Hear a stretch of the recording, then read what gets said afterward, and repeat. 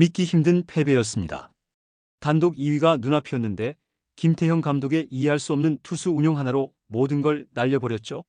선발 나균아는 6이닝을 2실점으로 완벽하게 버텼고 홍민기도 1이닝을 무실점으로 막았습니다. 그런데 8회 마운드에 오른 최준용이 이미 연투에 지친 팔로 투아웃까지 잘 잡아냈지만 결국 위즈덤에게 트럼프를 맞고 무너져버렸죠. 게다가 이후엔 빗맞은 안타들이 줄줄이 터지면서 5실점. 김강현, 송재영, 구승민까지 올려봤지만 때는 이미 늦었습니다. 경기가 끝난 후 팬들 사이에서는 왜 최준용을 그 상황에 또 쓰냐, 정철원은 왜 안 썼냐, 차라리 다른 카드로 갔으면 이라는 말이 나왔죠. 믿을 수 없는 감독의 악수 하나가 순위표까지 흔들어놨다는 말이 나오는데요. 도대체 무슨 일이 있었는지 오늘 영상에서는 롯데 팬들이 분노한 이유, 그리고 김태형 감독의 투수 운용이 왜 논란이 되고 있는지 빠르게 전달해드리겠습니다. 믿기 힘든 패배였던 만큼 팬들이 가장 먼저 입을 모은 건 역시 김태형 감독의 8회 투수 운영이었습니다. 이날 선발 나균아는 6이닝 동안 83구를 던지며 5피안타 2실점, 자책은 1점에 불과했습니다. 투구수가 많지도 않았고 직구 구속도 유지됐죠. 이 정도면 선발로서 제목 이상을 해줬다고 모두가 인정할 만한 내용이었습니다. 7회에는 홍민기가 마운드에 올라 볼넷을 하나 내주며 흔들릴 뻔했지만 다음 타자들을 깔끔하게 잡아내며 분위기는 롯데 쪽으로 넘어오는 듯했죠. 문제는 그 다음이었습니다. 롯데 벤치는 8회 초 5대2로 앞선 상황에서 가장 중요한 이닝을 누구에게 맡길지를 고민해야 했는데요.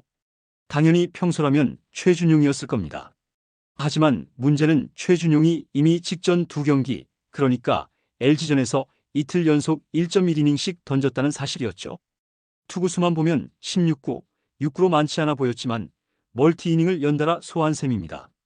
특히 최준용은 시즌 초반 스프링 캠프에서 팔꿈치 부상을 당해 귀국하기도 했던 만큼 올 시즌은 애초부터 무리해서 굴릴 카드가 아니었다는 게 팬들의 공통된 시선이었는데요. 더구나 이날 8회 상황은 단순한 홀드 상황이 아니라 단독 2위를 노릴 수 있는 중요한 시점이었죠. 팬들이 더 답답해한 대목은 정철원 카드였습니다. 이날 불펜진에는 정철원이 대기하고 있었는데요. 정철원은 원정 자책점 0을 기록 중이었죠. 즉 원정 경기에서 한 번도 실점하지 않았던 투수였는데 김태형 감독은 왜 이 카드를 쓰지 않았을까요? 최준용은 이날 초반에는 잘 버텼습니다. 1사 후 안타 하나를 맞았지만 바로 박찬호를 잡아내면서 투아웃까지 깔끔하게 만들었죠. 그런데 문제는 패트릭 위즈덤과의 승부였습니다. 볼카운트 투볼 투스트라이크까지 잘 몰고 갔는데 마지막 공이 한가운데로 몰려버렸고 위즈덤은 놓치지 않고 담장을 넘겨버렸죠. 그 순간부터 롯데는 무너졌습니다. 팬들이 더 속상한 건 위즈덤에게 맞은 홈런 이후의 장면들이었는데요. 최형우의 뜬공성 타구가 좌중간에 떨어지고 오선우의 내야 안타, 최원준의 적시타까지 여기서 투수를 바꿔야 한다는 의견이 쏟아졌지만 김태형 감독은 교체 타이밍을 놓쳤죠. 결국 최준용은 0.2이닝 동안 7타자를 상대하며 5피안타 5실점이라는 본인 올 시즌 최악의 기록을 남겼습니다. 최준용이 무너진 뒤 김강현, 송재영, 구승민이 나왔지만 이미 분위기는 완전히 넘어가 있었죠. 이날 경기 기록표를 보면 더 뚜렷합니다. 롯데 불펜은 이날 2연투 이상이었던 선수도 있고 그렇지 않은 투수도 있었는데 굳이 최준용의 3연투를 만들면서 무너져버린 것이죠. 차라리 정철원 카드를 아끼지 않았다면 혹은 홍민기에게 1이닝 더 맡겼다면 결과는 달랐을 수도 있었습니다. 물론 결과론으로 보일 수 있지만 문제는 팬들이 지적하는 게 한두 번이 아니라는 점이죠. 김태형 감독은 시즌 초반부터 불펜 운영과 관련해 믿는 투수를 지나치게 굴린다, 같은 선수만 쓴다는 말을 꾸준히 들었습니다. 이날 경기에서는 그 불안이 현실이 돼버린 셈이죠. 이렇게 해서 단독 2위는 물거품이 됐고 4위 기아와는 반 경기차로 좁혀졌습니다. 이게 더 큰 문제인데요. 애초에 잡을 수 있는 경기를 놓친 것도 억울한데 남은 주말 시리즈에 투입될 불펜은 이미 소모될 대로 소모됐습니다. 이번 롯데 자이언츠의 충격적인 역전패는 사실 한 경기의 패배로 끝나지 않는데요. 자, 이 자료를 보시면 딱 답이 나옵니다. 2025 시즌 KBO 리그 팀별 불펜 투수 운용 기록을 보면 롯데는 2연투 횟수 105회, 3연투 18회, 1이닝 이상 소화 74회로 리그 1위입니다. 2위와 비교해도 압도적인 수치인데요. 2연투 105회. 이 숫자가 의미하는 게 뭘까요?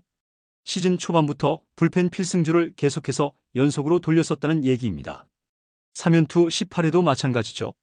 요즘은 구단도 선수 몸을 지키기 위해 3연투는 거의 안 시킵니다. 근데 롯데는 벌써 18번. 단순한 기록이 아니라 지금 필승조 핵심 투수들이 제 컨디션을 유지하기 어려울 만큼 혹사되고 있다는 방증입니다. 문제는 여기서 끝이 아닌데요. 1이닝 플러스, 즉 멀티이닝 소화도 무려 74회죠.